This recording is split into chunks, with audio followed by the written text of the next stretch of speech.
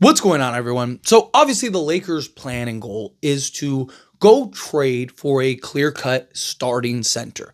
Daniel Gafford, Nic Claxton seem to be the most likely centers that they're going to be able to land. But you also have guys like Mark Williams, Jalen Duren, Walker Kessler. Fingers crossed, that's the guy that I really want. So the plan is go get that long-term center, right? The younger, more like guy we have for the next, 6 to 8 years, kind of on Luka's timeline at least. And then go get a more veteran center in a backup role, right? And you see Clint Capella, you have like Al Horford on that list, which I don't think is very likely. Brook Lopez, which I do think is very likely, right? Like there's a list of like a handful of centers that are veteran centers that would make sense in a backup role. And I personally have even said that I would like a veteran center in that backup. Even if we get a Nic Claxton or like a Daniel Gafford, two guys that have multiple years under their belt, be nice to have a guy that can kind of come in, slot in, and has kind of been there and done that. Been to multiple conference finals, or been to, NBA finals, or in Brook Lopez's case, won an NBA championship. Al Horford's case, won an NBA championship. Somebody that you can trust in the big moments, in the big stretches, if need be, right? There's always the potential that Nic Claxton's fine and holds his own, or Daniel Gafford's fine and holds his own, or Mark Williams, whatever. But it'd be nice to have that guy in a pinch, minute left, game 7, game tied. Hey, let's throw Brook Lopez out there and know that he's going to do the right plays. He's going to make the right decisions. He's going to hit the right shots. He's going to, he's not going to shrink in the moment, right? Things like that. And I also want that balance, right?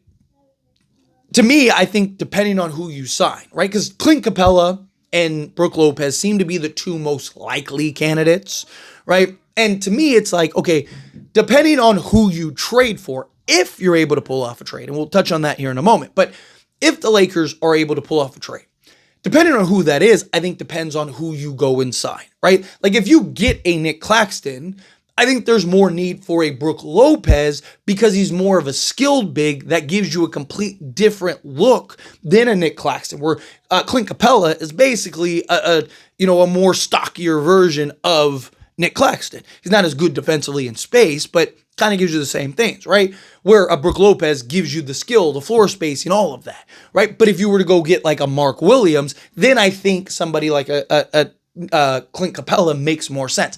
I'm okay if they just want to sign Clint Capella regardless. Like that's fine because again, like just blanket, right?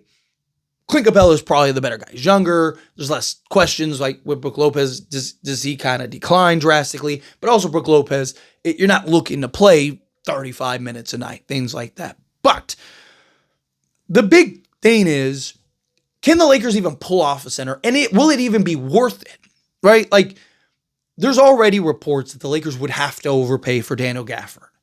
It's just not worth it, right? Nic Claxton. Now, if you go trade for Nic Claxton, cool, great. But if you have to give up your first and Dalton Connect and all this, then no, it doesn't make sense, right? There's no reason to overpay. And I've talked about, I'm okay if the Lakers just kind of go a gap year at the center position, right? I'm okay if the Lakers just wanted to go get a Clint Capella and a Jericho Sims, or a Brook Lopez and a Jericho Sims, or Brook Lopez and a Clint Capella, right? Can you get both of them, right? I'm okay with that as long as the Lakers are active in trying to go get other positions, right? Like, I don't want, like, my biggest fear is the Lakers go get Clint Capella and Brook Lopez, sit on their hands, and do nothing else, right? Like, that's my biggest concern.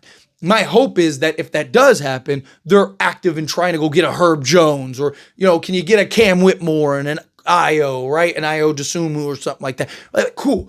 I want them to continue to remain active. I also think, like, if you're Rob, you're using these free agent centers as your leverage point of like, hey, yeah, we'd love to have Nic Claxton, but like, we're not going to give you if you want Rui and, Maxi Kleba plus like a pick swap for him, fine, we'll do it. Or the second round pick, sure, we'll do it. But, he's off of a down year. He's got like $65 million over the next 3 years. Right? Like we help you clear salary. You can maybe flip these guys if you want to. You get an asset for, doing us a service, and then, you move on. If not, then we'll just go sign Clint Capella and, Brooke Lopez, and then you can figure out what to do with Nic Claxton. Also, supply and demand, right? Like, how many teams are active for Clint Capella? How many teams are active in trying to land a center, right? Like, it's just, there's a lot of things that kind of go into it. So to me, I look at it as like, can you even get a guy, right? Because Walker Kessler, as much as I want it to happen, as much as I try to speak it into existence, realistically, it's probably unlikely. Same thing with like a Jalen Duren. Mark Williams, I still think is a real possibility. So then outside of that, you're looking at a more, a Nic Claxton, a Clint Capella type thing, right? Or Nic Claxton, or Daniel Gafford type thing. If those fall through, if you told me this offseason the Lakers signed Clint Capella and Brooke Lopez, fine. You could make a genuine argument that might actually be the best answer for the Lakers, right? Because Nic Claxton is excellent defensively, but he's 215 pounds soaking wet. And, doesn't yes, he's excellent rebounder stuff, but does he get played off the court in the playoffs against, these bigger teams? Because he just doesn't have the size to bang on the inside, right? Daniel Gafford, he would be great. He'd be fantastic. But if you have to overpay for him and he's going to be due a new contract and he's going to want 20 plus million, right? Now, if you could get a Mark Williams, a Walker Kessler, or a Jalen Duren, yes, you do it because that's a clear-cut franchise guy. And those are guys that have enough upside and talent. They're all big enough. And those guys make sense, right? But a Nic Claxton or Daniel Gafford, something like that. Obviously, there's the potential of a center, that's not even in discussions, that we're not even thinking of or anything like that. That could be, potential. But to me, I look at it and go okay, it might be in the Lakers' best interest. Just go get a Clint Capella. Just go get a Brooke Lopez. Bring them both in. Now you have your entire center position locked up. Go draft a guy with the 55th pick or, one of these young guys that you already have. Bring them in. Continue to develop them and grow them, right? And then you have your veterans that have been there, done that, and have that experience. You're trying to win now while maintaining and balancing for the future, right? That's what the Lakers want to do. They want to build around Luka, but still get pieces that make sense to help us win now along LeBron. Well, Clint Capella and Brooke Lopez make more sense for that, right? You get those two guys, they come in, they slot in, you're at the center position. Also, the other thing that I keep talking about is I don't think you need this super skilled center. Why? Because chances are, best case scenario, they're your fourth option, right? Best case scenario, they're your fourth option behind Luka, LeBron, and Austin Reeves, right? When LeBron retires, great. Now, at best, they're your third option. Now, if maybe you trade Austin Reeves at some point, maybe at best they're the second option, whatever. But that later on down, that's at least a couple years from now. So to me, I don't hate the idea of bringing in a Clint Capella, bring in a Brooke Lopez. Now you have veterans that have been there, done that, have the experience, and can fill the role. You have the Luka center and Clint Capella, and you even have the LeBron center and Brooke Lopez who can spread the floor. Because remember, Luka likes to get in the teeth of the defense, create that dribble penetration, collapse the defense, throw out the easy lob. LeBron is the opposite, right? Yeah, he likes to get to the basket, but he wants to clear everybody out, bully his way to the basket, and then kick out to shooters. So now you have that center for either of them. When you have LeBron on the court, you have Brooke Lopez. When you have Luka on the court, you have Clint Capella. Boom, both of those guys can play a big role, and you have different looks depending on who your opponent is. That, to me, actually might be the best option, and then figure out your long-term center option, whether it's via the draft or development guy. Maybe you can get a guy undrafted or whatever, and spend the next 2-3 years while LeBron and everyone else is here trying to fill that. But in the meantime, because again, I don't want the Lakers to just sit on their hands, get Clint Capella and Brooke Lopez and call it a season. In the meantime, you're going and getting the other positions of need, right? So you solve your center position for the next 2 years with Clint Capella and Brooke Lopez, right? Help you win now. Now that's your title window. And that's probably how long LeBron's going to play, probably another 2 years, right? So now you have your centers in your title window. Boom, there you go.